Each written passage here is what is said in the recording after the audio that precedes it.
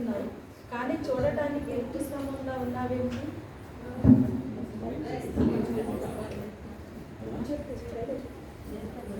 చూడటానికి నీవు మనిషిలాగే ఉన్నావు, కానీ ఉప్పు స్తంభంగా ఉన్నావేంటి?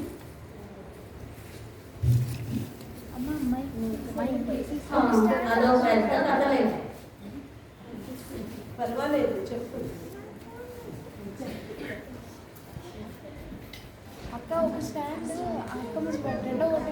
మీరు తీసుకోండి, చేతులకు మార్చుకోండి, లేకపోతే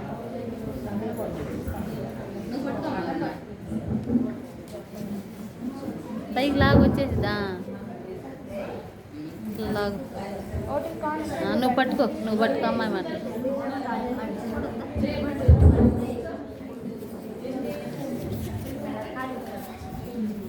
పర్వాలేదు, చెప్పు.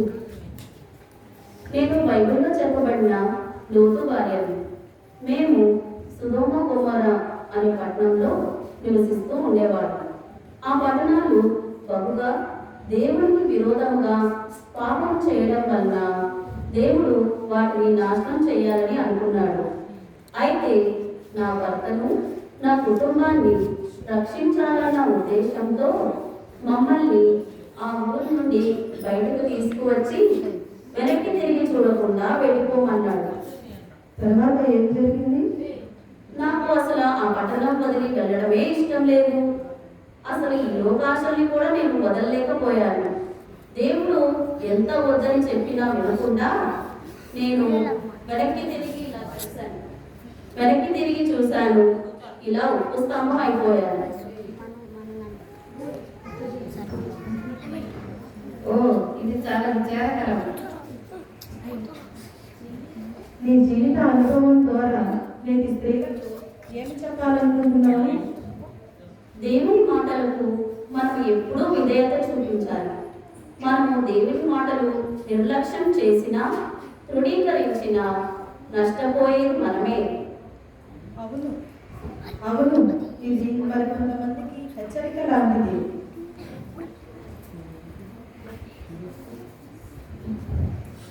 అవును, ఇందాక నుంచి చూస్తున్నాను. అక్కడ పట్టుకొని ఉన్నావు. నేను ఇస్సాకు భార్యనైన రిబ్కాను. ఈ కుండ నాకు ఒక గుర్తు. నీకు అక్కడ సంబంధం ఏంటి? నేను ఎప్పటిలాగానే నీళ్లు తీసుకురావడానికి బావి దగ్గరకు వెళ్ళినప్పుడు అక్కడ ఒక ప్రయాణికుడు తన ఒంటెలతో కూడా కూర్చుని ఉన్నాడు. అతడు తన ఒంటెలు బాగా దాహంగా ఉన్నవని నేను గుర్తించి వారికి నీళ్లు చేతి పోశాను.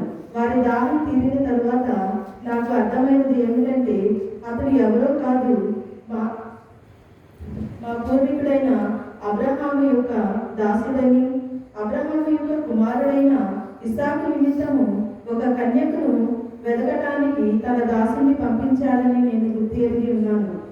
ఆ విధముగా మా యొక్క వివాహం ఏర్పాటైనది.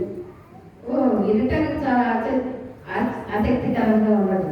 అవును, నిజంగా నేను అక్కడికి వెళ్ళక ముందు నాకేమీ తెలియదు. దేవుడు నన్ను ఎన్నిక చేసుకున్నాడని మాత్రమే తెలుసు. కానీ ఆయన మాటకు నేను విధేయత చూపడం వలన ఈ స్త్రీల జనాంగానికి తల్లిగా అయ్యే ఆతిథ్యతను దేవుడు నాకు ఇచ్చాడు. ఈ జీవితం ద్వారా ఎక్కడున్న స్త్రీలకు చెప్పవలసినది దేవుడు మన పట్ల అనేకమైన ఉన్నతమైన తలంపులు, ఆశయాలు కలిగి ఉన్నాడు. మనందరము ఆయనను విడిచిపెట్టకుండా ఆయన మార్గంలో నడిచి ఆయన మాటకు విధేయత చూపిస్తే మనల్ని అంతం వరకు చేయి పట్టుకుని నడిపిస్తాడు.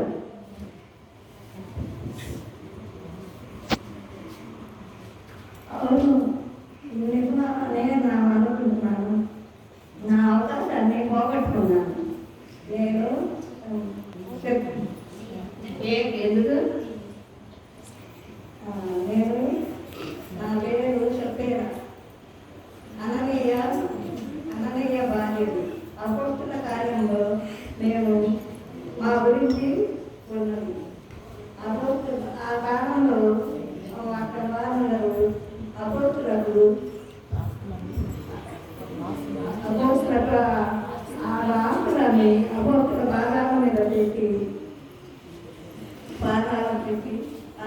తన సరిపోయిన ఆహారాన్ని సమకూర్చుకుంటారు. మేము కూడా మా పొలంలోకి పెట్టి అప్పుడు పరిశుద్ధాత్మ ఎదుట పొలం అమ్మిన డబ్బు మొత్తం ఇచ్చామని అబద్ధంగా చెప్పాను. దేవుని ఎదుట దేవుని శిక్షకు అర్థమైంది. వింటుంటేనే చాలా భయంకరంగా ఉంది. నీ జీవిత అనుభవం ద్వారా నేటి స్త్రీలకు ఏం చెప్పాలనుకుంటున్నావు? అబద్ధం ఆడకూడదు. దేవుని ఎదుట అబద్ధం ఆడకూడదు. అసహ్యంగా ఉంది. మోసం చేయకూడదు. దేవుని ఎదుట మన మనుషుల ఎదుట దేవుని ఎదుట యథార్థంగా జీవించాలి. మోసపోకుడి. దేవుడు ఎక్కిరింపబడదు. మనుషుడు ఏమి విత్తునో ఆ పంటనే పోయింది. అవును, ఇది ఎత్తైనా నిజం. ఎంతకి ఇది ఎవరు చూడడానికి నాలాగే సంతోషంగా కనిపిస్తున్నారు. నా పేరు రూతు. నేను మోయాబీ రాజు. నా అత్త అయిన నయోమి ద్వారా నేను ఇశ్రాయేలు దేవుడిని తెలుసుకున్నాను. ఓ, ఈ జీవిత కథ చాలా ఆసక్తికరంగా ఉంది. అందరికీ కొంచెం చెప్పండి. అలా చెప్పండి. తప్పకుండా చెప్తాను. నేను నా భర్త చనిపోయిన తర్వాత నేను నా స్వదేశాన్ని, నా తల్లిదండ్రులను విడిచిపెట్టి నా అత్తనైన నయోమితో కలిసి ఇశ్రాయేలు దేశానికి వెళ్ళాను. నా జీవితం మీద నాకు ఎలాంటి నిరీక్షణ లేదు, కానీ నా అత్తకు దగ్గర బంధువైన బోయాజుతో నాకు వివాహం జరిగింది. 3 వారిన నా జీవితాన్ని దేవుడు మరలా జీవింపజేశాడు. నా మునిమనవడే దావీదు. దావీదు వంశంలో నుండి ప్రభువైన యేసుక్రీస్తు జన్మించాడు. నిజంగా అద్భుతం. ఈ జీవితం ఎలాంటి ఆశ్రయని వ్యక్తికి నీవు ఇచ్చే సలహా ఏమిటి? నీవు దేవుని నమ్మి ఆయన మీద ఆధారపడినప్పుడు దేవుడు నిన్ను సురక్షితంగా ఆయన రెక్కల చాటున భద్రపరుస్తాడు. దేవునికి స్తోత్రం. ఆయన నమ్ముకున్న వారికి ఆయన ఆశ్రయం. అవును, ఇంతకీ నీ పేరు చెప్పలేదు? నా పేరు మతనేరు గారు. అవునా? నా ప్రకారమైనా మొత్తం మనం చూస్తున్నాను. నువ్వేనా? నువ్వు ఎంత ధన్యురాలివి. అవును, మీరు ధన్యురాలిని. ఏసైనా నమ్మకంగా గానించి ఏసై నాకు ఎంతో అద్భుతాలు చేశారు. కానీ ఆయన నాలో లేనప్పుడు ఎన్నో పాపము చేసింది. ఇప్పుడైతే పరిశుద్ధ కలచారు, నన్ను క్షమించారు. ఆయన నమ్ముకున్న దేవుడు, ఆయన మర్చిపోలేదు. ఆయన లేకుండా నేను జీవించలేదు.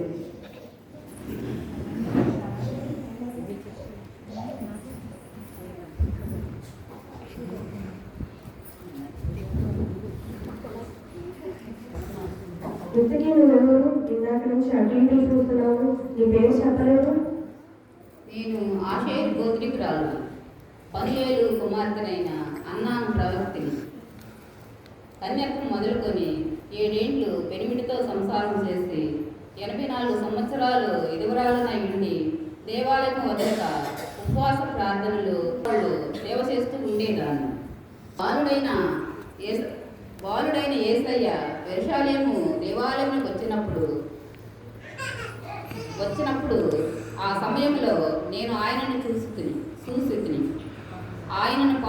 ఆయన పాటలతో కొనియాడుతుని యెరూషలేము విమోచన కొరకు కనిపెట్టుకొనుచున్న వారందరితో ఆ దేవుని గూర్చి మాట్లాడుతున్నాను. నిజముగా నీవెంత ధన్యురాలివి. పునరుద్ధానుడైన యేసయ్యను మరియ చూసి ఆమె యొక్క జీవితాన్ని ధన్యం చేసుకుంది. నువ్వు బాలుడైన యేసయ్యను చూసి ఆధిక్యతను సంపాదించుకున్నావు. ఎంతైనా మీరిద్దరు ధన్యులే.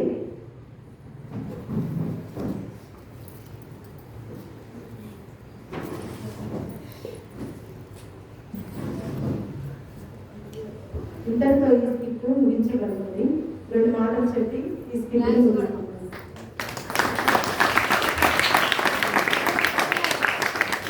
ముందుగా మీ అందరికీ స్త్రీల క్రిస్మస్ శుభాకాంక్షలండి. నిజంగా మేము ఈ స్కిట్ చేయడం ఎందుకంటే బైబిల్లో ఎంతోమంది స్త్రీలు ఉన్నారు. మేము కొంతమందిని ఎన్నుకుని వారి జీవితంలో జరిగినటువంటి అద్భుతాల గురించి తెలియజేయాలని అనుకున్నాము. ఏమైనా తప్పులుంటే ముందుగా క్షమించండి. ద్వారా మనకి ఏమర్థమైంది? దేవుని యందు భయభక్తులు కలిగి దేవుని మాటకు విధేయత చూపించిన వారి జీవితాల్లో దేవుడు ఎలాంటి అద్భుతాలు చేశాడు, అలాగే దేవుని మాటను వినకుండా ఆయన విధేయత చూపిన వారి జీవితాలు ఎలా శాపగ్రస్తమైపోయాయో మనం చూసాం కదా. ఈ విధంగా మనం ఎవరి వల్ల ఉండాలని అనుకుంటున్నాము?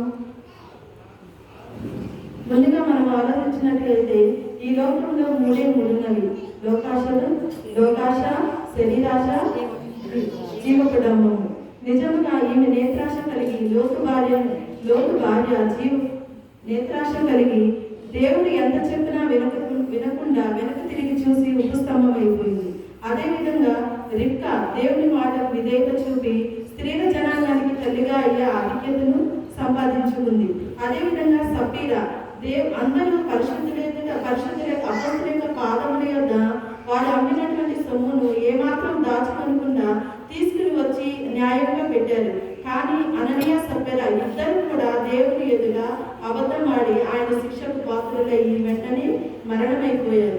అదేవిధంగా మనం చూసినట్లయితే మగ్దలేని మరియ, ఆమె ఒక పాపాత్మురాలైనప్పటికీ యేసయ్య ఆమె జీవితంలోకి వచ్చిన తర్వాత ఆయన ఎన్నడూ విడిచిపెట్టకుండా ఆయనే వెంబడిస్తూ ఆయన లేకుండా నేను జీవించలేనని ఆమె చెబుతూ ఉంది. నిజంగా పునరుద్ధరణుడైన యేసయ్యను చూసే ఆధిక్యతను దేవుడు స్త్రీకి మాత్రమే ఇచ్చాడు.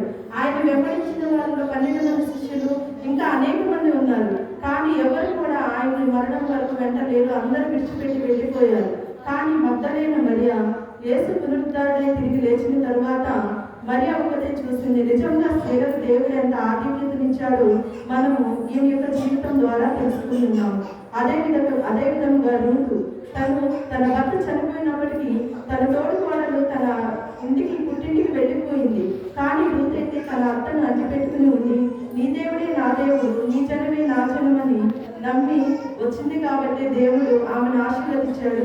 ఆమె యొక్క వంశంలో నుండి యేసయ్య లోకరక్షకుడుగా మనకి అవతరించాడు. అదేవిధంగా మనం చూసినట్లయితే అన్నా అనే ప్రవక్తిని గురించి లోకాసు వార్త 3వ అధ్యాయంలో రాయబడి ఉంటుంది. అన్న 7 సంవత్సరాలు మాత్రమే తన భర్తతో కాపురం చేసిన తర్వాత 84 ఏళ్ళు దేవుని సన్నిధానంలో విలువగా ఉపవాస ప్రార్థనలు చేస్తూ ఉంది, దేవుడిని వెంబడిస్తూ ఉంది, ఆయన విజ్ఞాపనం చేస్తూ ఉంది. కాబట్టి దేవుడు ఆమెను ఆశీర్వదించాడు. బాలుడైన యేసయ్యను చూసే అవకాశాన్ని ఆమె సంపాదించుకుంది. నిజంగా ప్రియ దేవుని బిడ్డలారా, మనం కూడా ఎప్పుడూ వస్తున్నాం, సన్నిధికి వస్తున్నాం, వెళ్ళిపోతున్నాం. కానీ మనం ఏం నేర్చుకుంటున్నాం? మన జీవితాల్లో మనం ఏం నేర్చుకుంటున్నాం? ఇంతమంది స్త్రీలను చూస్తున్నాం. మనం విధేయత చూపిన వారి జీవితాల్లో ఎలా ఉంటున్నాయి, విధేయత చూపిన వారి జీవితాలు ఎలా ఉంటున్నాయో మనం చిన్నప్పటి నుంచి చదువుతానే ఉంటున్నాము. కానీ మన జీవితాల్లో మార్పు అనేది రావడం లేదు. ప్రియ దేవుని బిడ్డలారా, ఈ చిన్న స్కిట్ ద్వారా అయినా మీరందరూ 1 నిమిషమైనా మేము చేసిన స్కిట్ గురించి ఆలోచిస్తారని మేము ఆశపడుతున్నాము. ఇంతటితో ఈ స్కిట్ ముగించబడింది. దేవునికి మహిమ కలుగును గాక.